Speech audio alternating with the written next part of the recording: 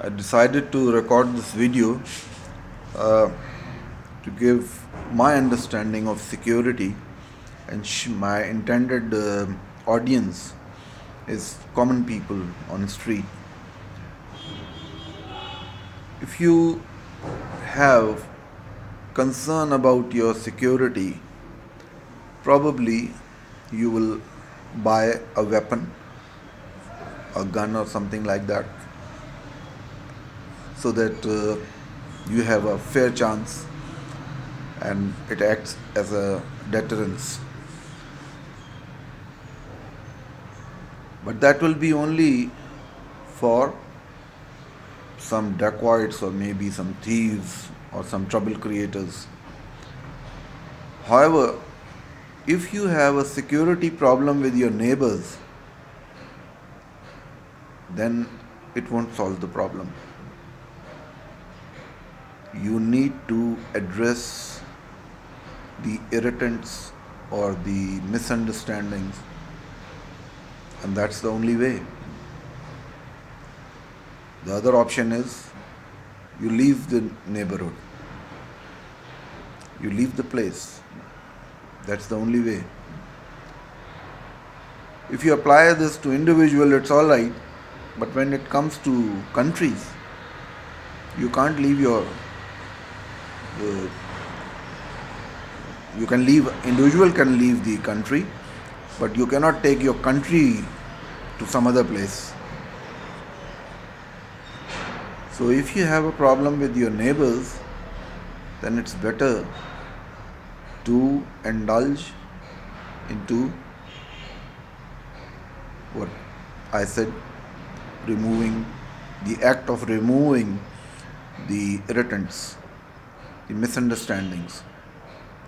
Otherwise, it will never solve the problem, and there will be nothing but an arm race. I hope people whom we call leaders understand it, and the common people should make them understand. Now, when we are talking about countries, the best way is interdependence, and that comes with economics, needs. That's how nature, if you are not a believer, you may call it nature. I, as a Muslim, would say that's how Allah has made it. And that's why, as a Muslim, I know trade is one of the preferred, rather, it is said that many say that it is the best profession in terms of service to mankind, as per some people who have knowledge of Islam. Now, if you enter into projects where you mutually benefit, then it works to promote peace. On Twitter, I have tweeted several times a train service from Pakistan till Saudi Arabia. One reason was my concern about uh, environment, and the other is peace. Iraq, Syria, Iran, Afghanistan, Pakistan, even uh, Saudi Arabia, I would say, they have suffered. Saudi Arabia has security concerns. Iran has security concerns. Pakistan has.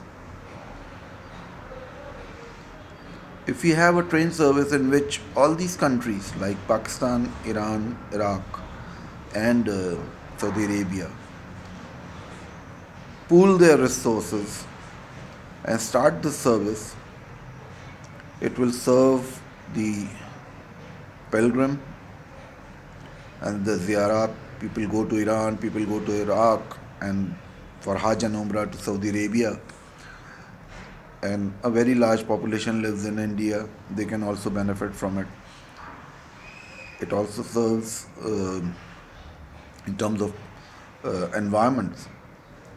Environment, train service is environment friendly. Though I am from the field of aviation, but I've learned one thing that these transports, the transportation means they all are complementing each other. Despite competing with each other, they all complement. And if you use electric trains, millions of people will travel and they will cause much less pollution. Those who are in a hurry, they will still use aircraft. There was a time when people used to go by ship from Pakistan, but now they prefer air. The ship service is no more there. If you take into account the traveling time overall,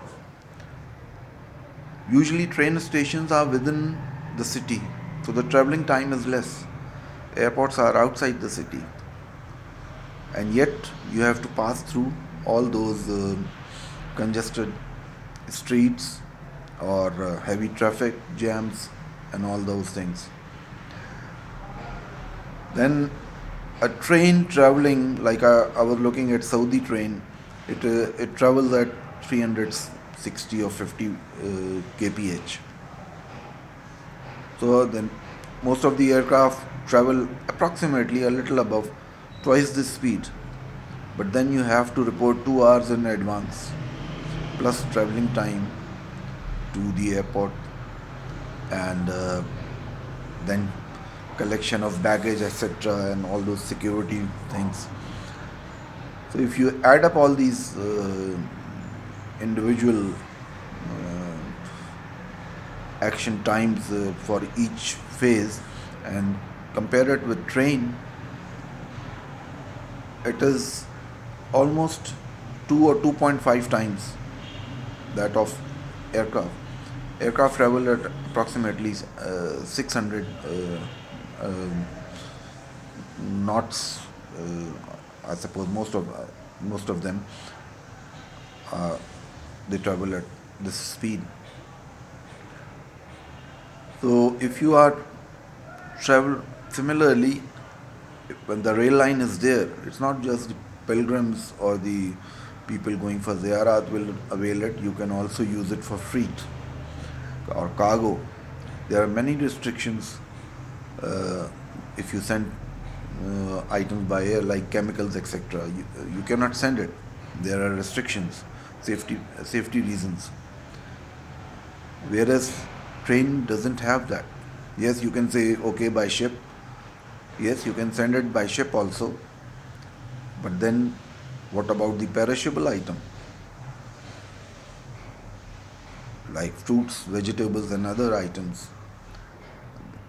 So it serves passengers as well as the um, I would say the trade also, and it also serves the pockets of population which are on the way on the both sides of the track. You will see movement of people closer, like in the old times or even today, the rivers were the attraction. So now, yes, rivers are there, but rail tracks can also serve. You can build smaller stations for those pockets with slower trains serving them, and that reduces the pressure on big cities due to urbanization. Urbanization, in a way, will take place, but it will spread all over, and more people will benefit compared to if you have airports, because the airport is point A to point B or point A to B, C, D. It is point to point, and usually they are in big cities or already developed cities. The businesses do get benefit, But comparatively, if it's train or it's road, then smaller pockets of population will benefit. And as I said in the beginning, basically my purpose was to highlight peace and security. This all business activity will ultimately serve peace and security due to interdependence and business interest. I hope I have been able to communicate things clearly. For now, Allah Hafiz.